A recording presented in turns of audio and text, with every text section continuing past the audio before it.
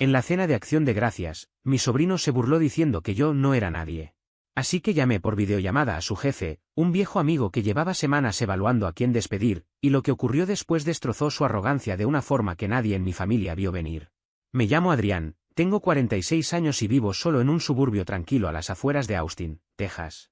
He pasado casi 20 años construyendo una vida que la mayoría de los miembros de mi familia nunca entendió ni valoró. Trabajo como consultor en temas de infraestructura, principalmente en contratos privados, ocasionalmente, en proyectos federales. No soy ostentoso, no llevo un Rolex, no llego a las cenas familiares en un Tesla. Conduzco un Lexus 2011, uso la misma chaqueta Patagonia todo el año y la mayor parte del tiempo trabajo desde un pequeño cuarto acristalado en mi patio, acompañado por mi perro Cooper, que siempre se acurruca a mis pies. Para el resto del mundo, y especialmente para mi familia, parezco un hombre silencioso que nunca llegó a nada. Y la verdad, jamás me molestó. Mi estilo de vida ha sido una decisión consciente. Me harté de los aeropuertos, los discursos vacíos y la presión constante. Hice movimientos inteligentes en mis 30 que me permiten vivir sin correr detrás de nada. Aún así, tomo uno que otro proyecto al año, no por dinero, sino por curiosidad. Mi hermana Marisol, sin embargo, jamás ha dejado de juzgarme. Ahora que su hijo mayor, Diego, consiguió un trabajo nuevo en el sector tecnológico a sus 26 años, está convencida de que él es el futuro de la familia. Palabras textuales. Las cenas de Acción de Gracias en su casa siempre han sido un espectáculo. Marisol organiza estas reuniones con una energía tan exagerada que uno termina con agujetas en la cara de tanto fingir sonrisas.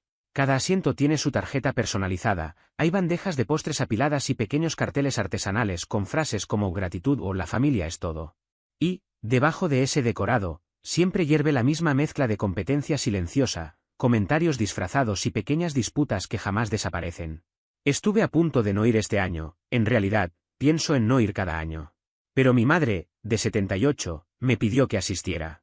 Ella es la única razón por la que sigo apareciendo. Le gusta ver a toda la familia reunida, aunque el ambiente sea un desfile de cordialidad fingida.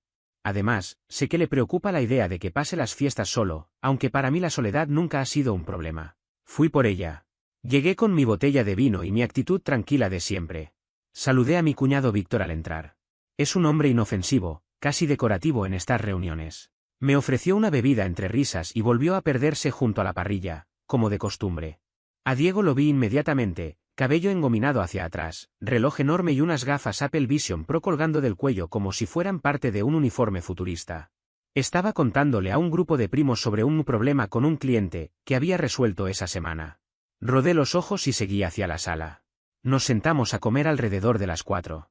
La mesa estaba impecable, vajilla combinada, pequeñas calabazas decorativas y un menú escrito a mano. Marisol siempre lo convierte todo en una puesta en escena. Como cada año, comenzó el ritual de decir en voz alta aquello por lo que estábamos agradecidos. Yo suelo limitarme a escuchar, pero cuando llegó mi turno dije simplemente que agradecía que mi madre estuviera allí, y que Cooper no hubiese sido rociado por otro zorrillo ese mes. Los primos rieron con educación, Marisol fingió una sonrisa, Diego puso los ojos en blanco. El problema empezó ahí. No fue una explosión inmediata, pero sí la señal de que ese día iba a tomar un rumbo distinto. Diego se inclinó hacia adelante con una sonrisa provocadora. Tío Adrián, dijo en voz suficientemente alta, ¿me recuerdas qué haces exactamente? Siempre se me olvida. No era la primera vez que lo preguntaba, pero sí la primera vez que lo hacía con ese tono, el de un joven que cree haber superado a todos, el de alguien que acaba de aprender que es una stock option y ya piensa que quien no trabaja en una startup está desperdiciando oxígeno. Respondí con calma. La misma respuesta que he dado durante años. Consulto en proyectos de infraestructura. ¿Qué tipo de proyectos? Insistió. Expansiones de autopistas hace algunos años, mejoras en redes de servicios públicos más recientemente. Trabajo en estrategia, cumplimiento normativo y optimización de presupuestos. Parpadeó un par de veces. Ah, o sea, ¿hojas de cálculo? A veces, respondí. Pero de las que mantienen las ciudades funcionando. Rió, y varios primos lo imitaron. Entonces eres como el tipo detrás del tipo que habla con el tipo, soltó. Mi sobrino menor, Adrián Jr., sí, lo nombraron como yo, bajó la mirada, incómodo. Mi madre me dio un pequeño golpecito en la mano, como recordándome que respirara. Marisol se llevó la copa a los labios, fingiendo no escuchar. Intenté dejarlo pasar, de verdad. Pero Diego seguía decidido a humillar. Lo que no entiendo, añadió mientras cortaba el pavó, Es como alguien inteligente como tú nunca creó algo real. Solo, consultas. Es como ser suplente, pero en empresas. La sala quedó en silencio. Y aunque yo no necesito aplausos ni reconocimiento, hay una línea entre la humildad y la humillación, y él estaba a punto de cruzarla. Tomé un sorbo de vino, lo miré directamente y respondí. No todos necesitamos crear una aplicación que fracase en 2 años para sentirnos importantes. El ambiente se tensó. Diego se rió para disimular. Relájese, tío Adrián. Solo digo que, hoy en día, innovas o te quedas atrás. Nadie intervino. Ni siquiera Víctor. Lo típico. Y entonces Diego dijo lo que encendió el interruptor. Se recostó en la silla, me miró fijamente y declaró. Seamos honestos. No eres nadie que se conformó.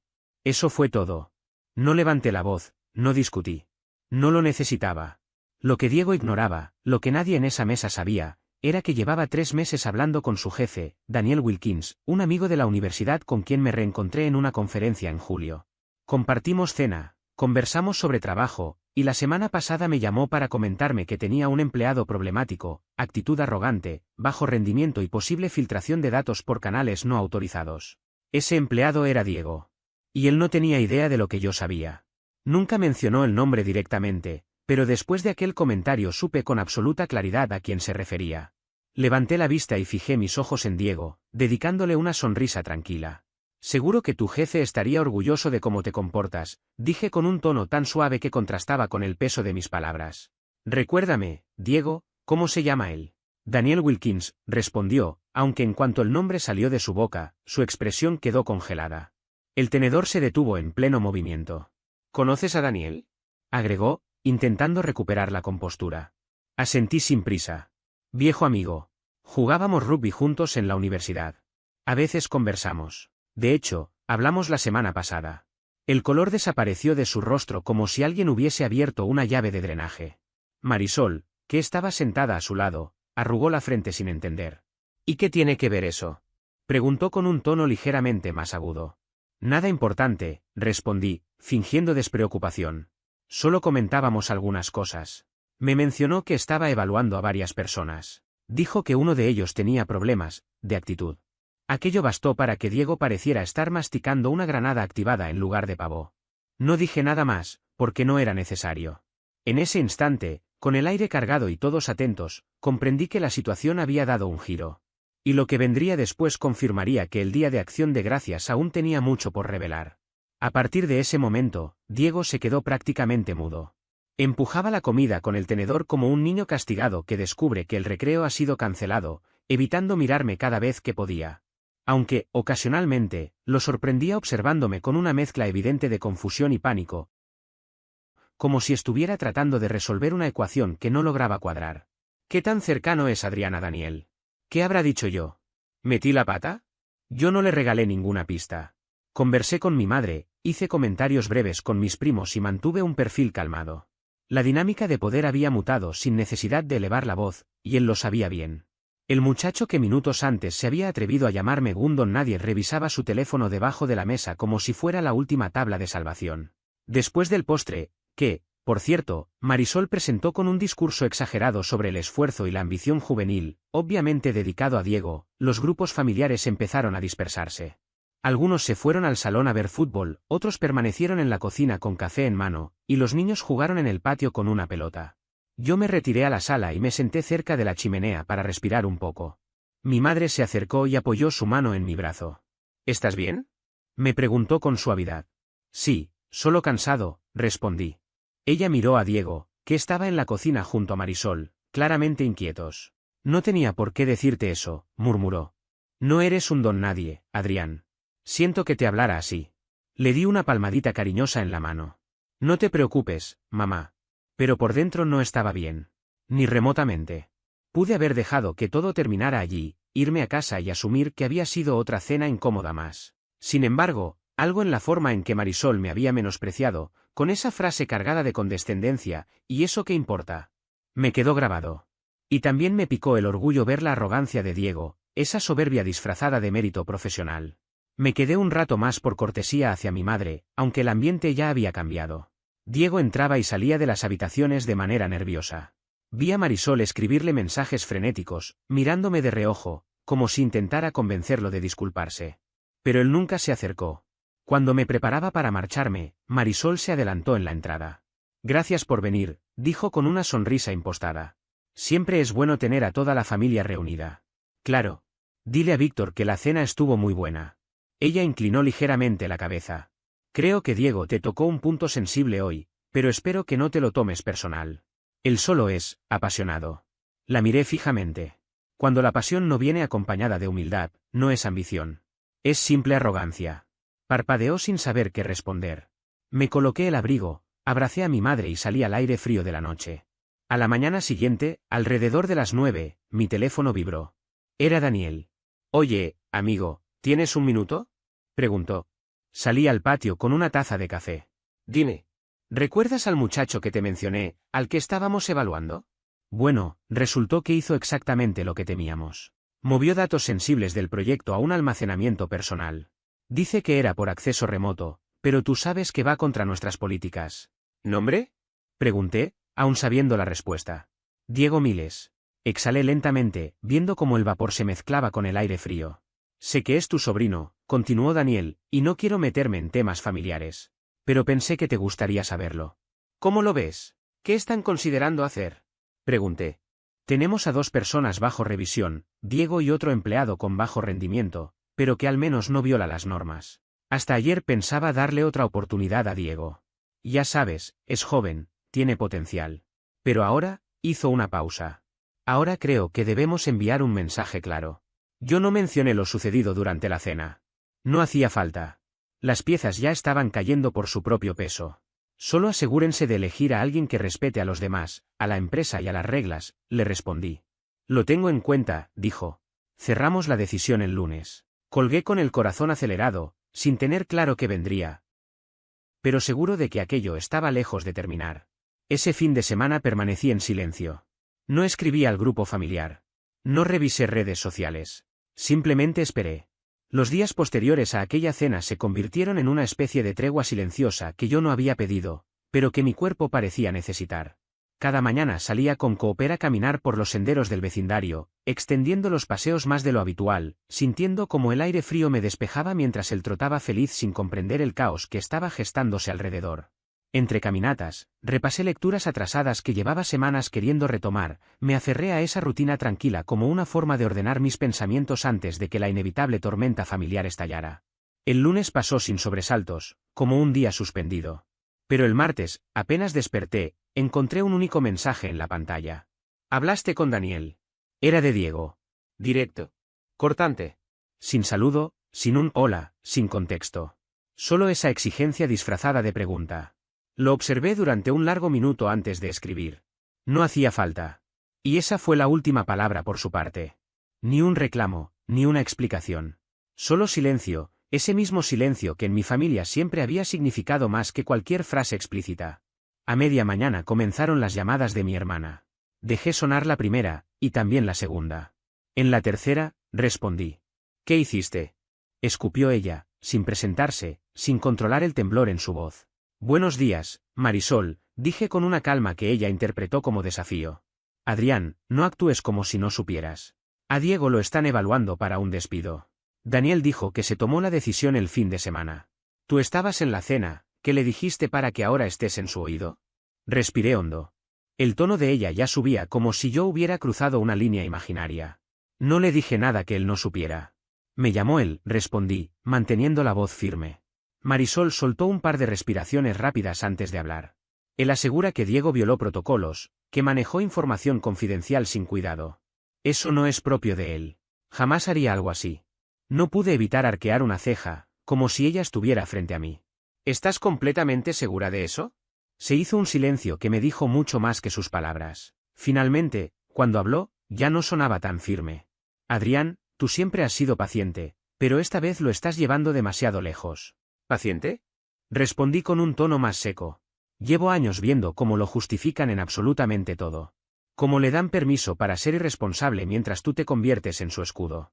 Me he quedado callado mientras él me faltaba el respeto delante de todos, mientras daba lecciones sobre éxito como si yo no tuviera vida propia. Pero el jueves, lo que hizo el jueves ya fue demasiado. Es un chico, dijo ella, más débil. Tiene 26 años. Suficientemente adulto para hacerse responsable de sus actos. Entonces soltó la frase que realmente traía preparada desde el inicio. Mamá está molesta contigo. Dice que avergonzaste a la familia. Y también dijo que amenazaste a Diego. Reí. No por diversión, sino porque la acusación era tan absurda que rozaba lo ridículo. No amenacé a nadie, Marisol.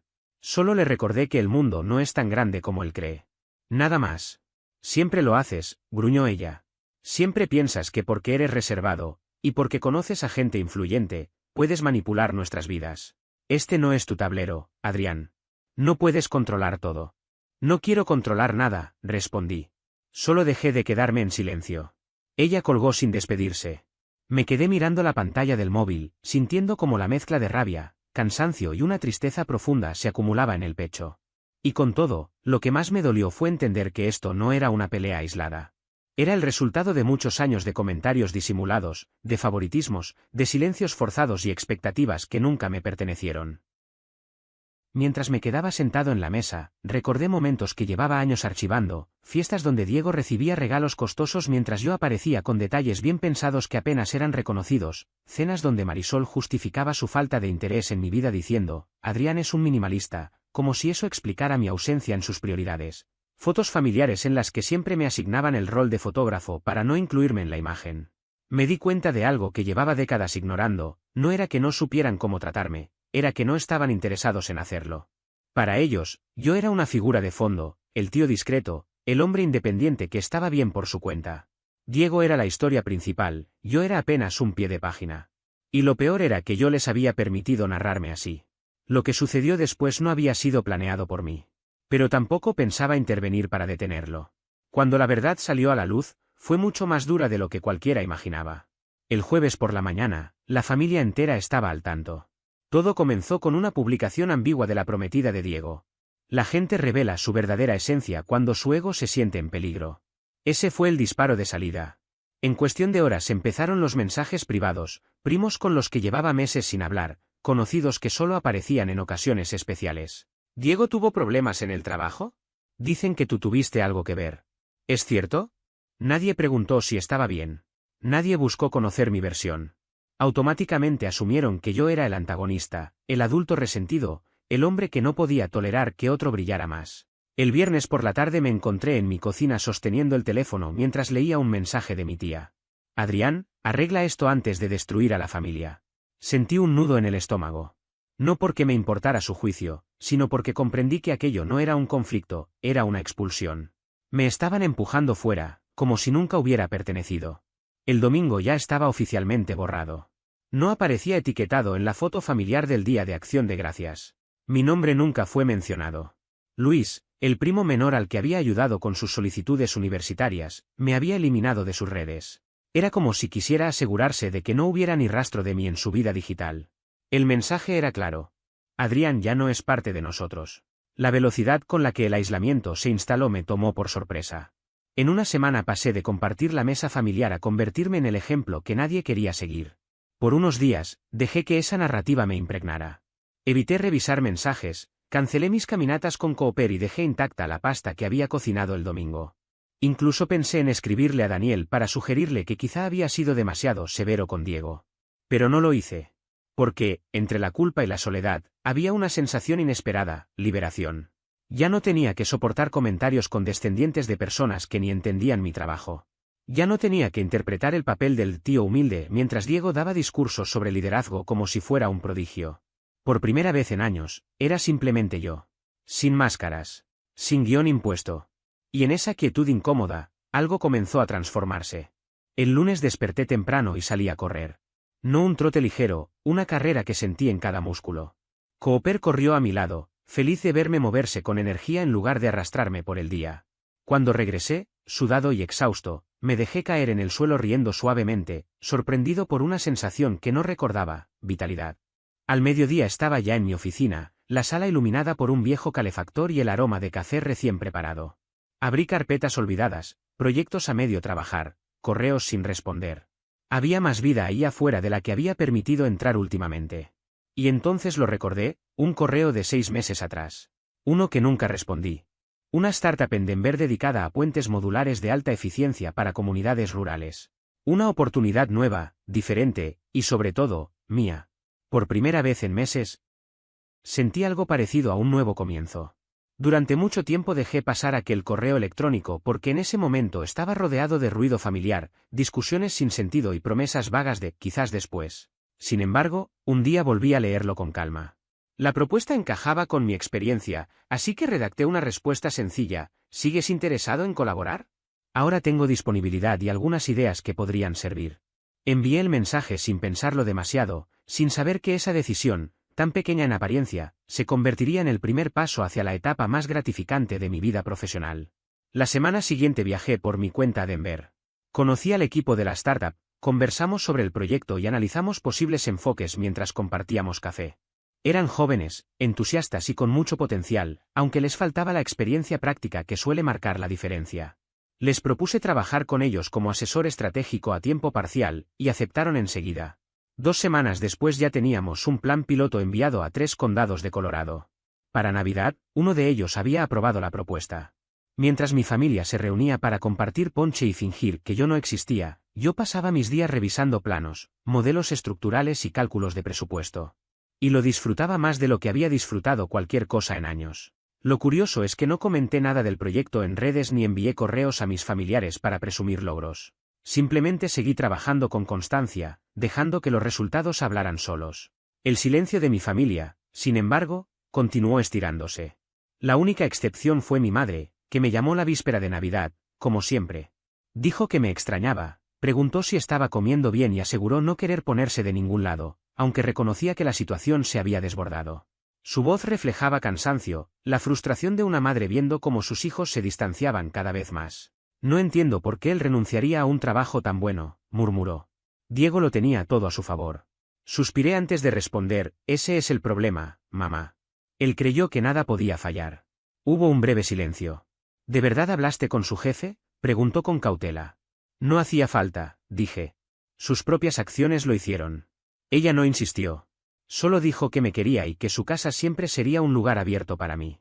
Esa noche me senté en el sofá con Cooper a mi lado, envuelto en una manta y con una taza de sidra caliente entre las manos. Puse Qué bello es vivir en la televisión, y por primera vez en años, el final no me resultó una fantasía. Comprendí algo importante: había pasado demasiado tiempo permitiendo que otros definieran lo que yo no era, que si no estaba casado, que si no era lo suficientemente ambicioso, que si no destacaba lo suficiente. Día tras día, estaba recordando quién era realmente: el profesional que entregaba proyectos a tiempo, el que ayudó a reconstruir puentes tras tormentas, el que pagó la hipoteca de su madre sin mencionarlo y el que alguna vez acompañó a un joven hasta terminar la universidad, quien ahora dirige una firma de planificación urbana. No era invisible. Solo había sido discreto. Y ya había terminado esa etapa. Cuando llegó enero, una serie de tormentas de nieve azotó la región. De pronto, nuestro proyecto piloto empezó a aparecer en discusiones estatales de infraestructura y preparación ante emergencias. El puente modular que habíamos diseñado resistió una inundación repentina que destruyó otros 2 de la zona. Daniel me envió un mensaje con un enlace a la noticia y un breve: ese trabajo es tuyo. Me alegra ver que lo reconocen. Sonreí. Pero después llegó un mensaje inesperado: Diego, ¿tienes un minuto para hablar? Me quedé mirando la pantalla un buen rato. No había sabido nada de él desde aquella corta pregunta de semanas atrás: ¿hablaste con Daniel? Sin disculpas, sin explicaciones, solo silencio. Y ahora aparecía así, como si nada. No contesté. Guardé el teléfono, caminé hacia la ventana y observé la calle cubierta de nieve. Cooper ladró suavemente mientras movía la cola. Ya no era el hombre que se escondía en un rincón. Estaba avanzando, firme, aunque no podía evitar preguntarme: ¿por qué ahora? ¿Qué quería Diego? ¿Y estaba preparado para lo que viniera? El mensaje continuó ahí, como una sombra insistente. ¿Tienes un minuto para hablar? No era falta de palabras lo que me impedía responder. Lo que sobraban eran respuestas, aunque ninguna amable. Ya no necesitaba una disculpa disfrazada de manipulación ni una excusa que intentara repartir culpas. Así que decidí esperar. 2 días después escribió de nuevo: por favor, solo quiero hablar. Permanecí en silencio. Y entonces llegó el tercer mensaje: tío Adrián, estoy en un mal momento. Necesito tu ayuda. Te juro que no tiene nada que ver con lo de Acción de Gracias. Esa vez dudé. No porque confiara en él, sino porque sonaba auténtico. Respondí solo con una palabra, llama. Nada de formalidades. Si quería hablar, sería hablando. Sonó el teléfono en menos de 30 segundos. Dejé sonar un par de veces antes de contestar. Su voz sonaba tensa, aunque intentaba ocultarlo detrás de un tono casual. Gracias por responder, soltó. Guardé silencio. Sé que las cosas se pusieron raras, continuó. Y sé que crucé una línea. No quería faltarte el respeto. Pensé que estabas bien con las bromas. No sabía que conocías a Daniel. Me tomó por sorpresa. Ahí estaba. No un me estuve mal, no un lamento haberte tratado así. Solo la admisión de que no sabía que yo tenía influencias. No contesté. Diego carraspeó. Estoy en problemas. De verdad. Después de la revisión, Daniel no solo me despidió. Informó el incidente al equipo legal. Dijo que violaba términos del contrato. Ahora están considerando reclamar daños por la brecha de seguridad. Parpadeé, incrédulo. ¿Te están demandando? No directamente, todavía, dijo rápido. Pero se comenta. Y lo peor es que no encuentro trabajo en ninguna parte. Durante esas semanas, una sensación incómoda comenzó a instalarse en mi día a día. Cada vez que intentaba contactar a alguien para una oportunidad o un proyecto pequeño, las respuestas llegaban cortadas, frías, o directamente no llegaban. A veces me cancelaban entrevistas minutos antes. Otras veces simplemente me dejaban en visto. Y aunque nadie lo decía en voz alta, yo podía sentir que algo se movía por debajo de la superficie, como si alguien hubiera sembrado una advertencia silenciosa en mi contra. Empecé a sospechar que Daniel, por alguna razón que aún no entendía, había puesto algún tipo de señal negativa en mi expediente. No tenía pruebas, pero la brusquedad del cambio era demasiado evidente. Algo estaba bloqueando mis opciones. Aún así, me costaba creer que él, alguien con quien siempre mantuve un vínculo profesional honesto, fuera capaz de eso sin justificación. Mi cabeza giraba en círculos con la idea. Daniel jamás había sido blando, pero tampoco era un verdugo. No arruinaba a nadie porque sí, actuaba según hechos, no impulsos. Por eso, cuando sonó el teléfono y vi el nombre de Diego, supe de inmediato que allí había otra pieza que no estaba viendo. ¿Por qué me llamas?, pregunté, manteniendo la voz firme. Hubo un silencio torpe, casi infantil, antes de que respondiera. Porque sé que tienes contactos, Adrián, y porque ya no sé a quién recurrir. Mamá está al borde de un ataque, papá no sirve para esto y yo, respiró hondo, con la voz quebrándose un poco. La arruiné. Y en serio. No dije nada. Solo esperé. A veces, el silencio revela más que cualquier pregunta. Escuché que estabas en un nuevo proyecto, lo del puente, continuó. Daniel lo mencionó antes de apartarme. Dijo que estabas retomando trabajos importantes. Yo pensé que, no sé, tal vez me dejarías ayudarte. O aprender. O acompañarte en lo que necesites. Estuve tentado a soltar una carcajada amarga. ¿Seguir mis pasos ahora, después de todo lo que dijo, hizo y repitió sobre mí durante años? Parecía absurdo. Pero algo en su tono no encajaba con su actitud habitual. No era el Diego insolente, soberbio, moldeado por Marisol y por nuestra familia disfuncional. Era el niño temeroso que, tiempo atrás, pedía ayuda para armar algo, o buscaba la mirada de aprobación que nunca supo administrar en su vida adulta. Déjame pensarlo, respondí con neutralidad. Te llamaré. Colgué sin añadir nada más. Y mientras la pantalla del teléfono se apagaba, me quedé inmóvil, como si algo hubiera despertado en mí. Una inquietud que llevaba años dormida. Esa misma noche decidí hacer lo que llevaba evitando demasiado tiempo, comenzar a investigar. No por curiosidad. No por morbo. No por venganza. Sino porque algo no cuadraba. Si Diego realmente hubiera transferido información confidencial, Daniel habría actuado con rapidez, sí, pero sin necesidad de escalar a un conflicto legal. Eso implicaba que lo ocurrido era más serio de lo que él había admitido. O, más preocupante aún, que había envuelto a alguien más, tal vez incluso a mí. Llamé a Daniel esa misma tarde. Imaginé que te comunicarías, dijo sin rodeos. Quiero saber si es verdad. ¿Van a hacer una demanda? Daniel soltó un largo suspiro, el tipo de suspiro que suelta alguien agotado por tener que repetir una verdad que preferiría no decir. No queríamos, admitió. Pero cuando abrimos una auditoría interna, encontramos algo peor. Mucho peor. No solo movió información a su propia unidad. Envió documentos de diseño a una empresa competidora. Sentí un golpe seco en el estómago. ¿Cómo que envió? ¿Estás seguro? Tenemos correos, trazas de envío, registros del servidor. Ellos ni siquiera entendieron lo que recibieron. Pero esto es grave, Adrián. Muy grave. En cualquier tribunal podría catalogarse como espionaje corporativo, aunque él no haya comprendido la gravedad. Me quedé quieto, completamente en silencio.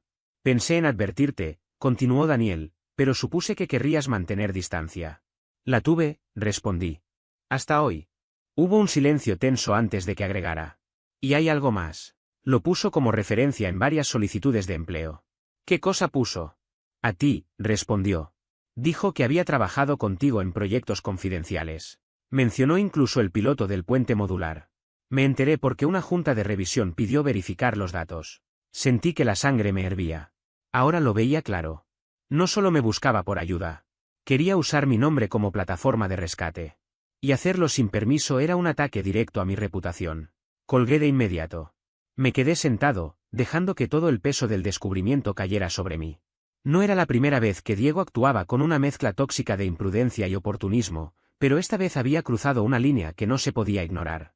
No se trataba simplemente de él, se trataba de mí, de mi trayectoria, de años de trabajo silencioso que no pensaba permitir que nadie ensuciara.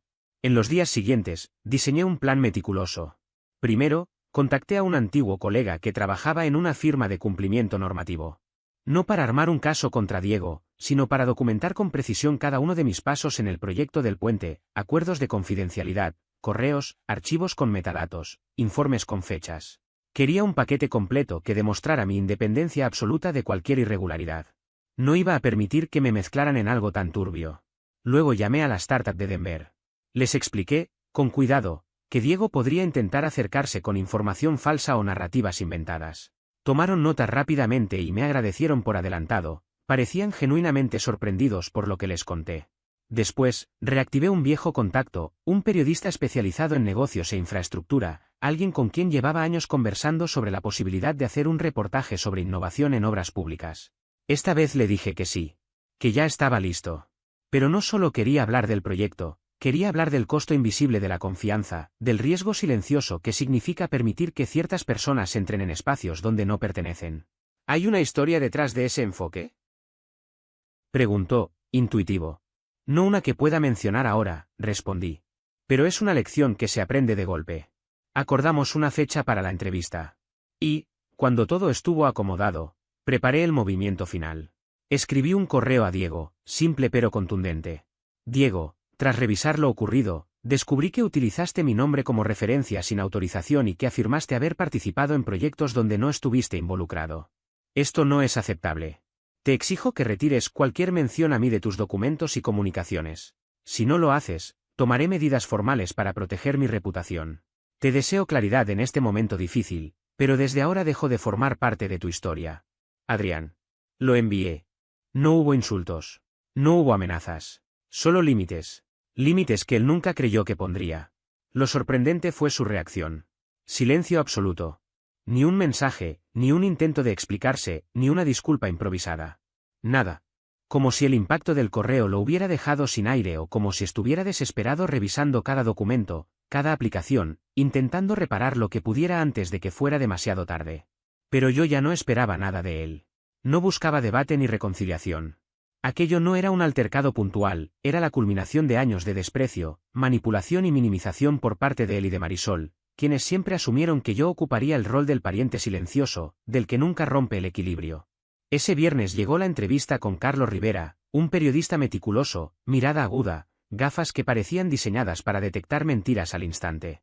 Estuvimos casi 2 horas hablando en mi sala, mientras Cooper roncaba tranquilamente junto a nuestros pies, ajeno al giro que estaba tomando mi vida profesional y familiar. Comencé aquella reunión respondiendo preguntas técnicas sobre el proyecto del puente, pero lo que realmente llamó su atención fue la forma en que describí mi trayectoria, cómo me había apartado del mundo corporativo, cómo decidí priorizar el propósito antes que el prestigio, y cómo había logrado colaborar en infraestructura sin necesidad de exhibirme.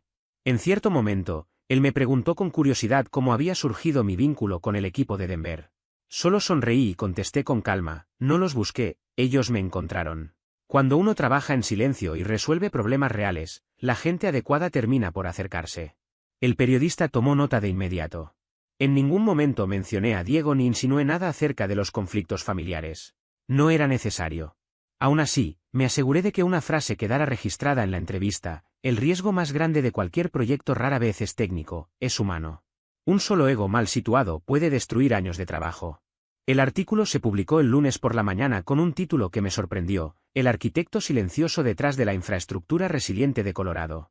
Como la visión discreta de un hombre está transformando las alianzas público-privadas. No imaginé que crecería tan rápido. Se difundió por varios blogs nacionales, circuló en foros de gobierno local e incluso recibió una mención en la cuenta regional del Departamento de Transporte. Pero el verdadero impacto llegó cuando apareció en LinkedIn. De pronto, mi nombre comenzó a resonar en círculos profesionales donde antes nadie reparaba en mí. Reclutadores enviaron mensajes. Antiguos colegas comentaron con elogios sinceros. Y lo más interesante, personas del entorno de Diego empezaron a notarlo también. Yo no moví un dedo. Ellos llegaron solos. El miércoles recibí una llamada de un miembro del comité de selección de una importante consultora en Dallas. Hola, Adrián. Solo una pregunta rápida. ¿Llegaste a supervisar o trabajar con un tal Diego Miles? Él te incluyó como referencia en un paquete de postulación el mes pasado. Solté una risa suave. Es mi sobrino, pero no, nunca hemos trabajado juntos. Hubo una breve pausa al otro lado. Curioso, respondió el hombre. Él afirma que participó directamente en el proyecto de Denver y que tú eras su responsable de área. No necesitaba adornar nada.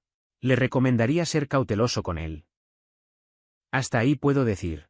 Agradeció y colgó. Sabía perfectamente que no sería la única conversación de ese estilo. Mientras yo seguía con mi vida, el castillo de historias que Diego había construido empezaba a desmoronarse: credenciales infladas, logros inventados, vínculos familiares manipulados para abrir puertas. Todo caía por su propio peso, y él ya no tenía cómo sostenerlo porque yo había dejado de participar en su ficción. El golpe definitivo llegó el viernes, cuando recibí un mensaje de voz de Marisol.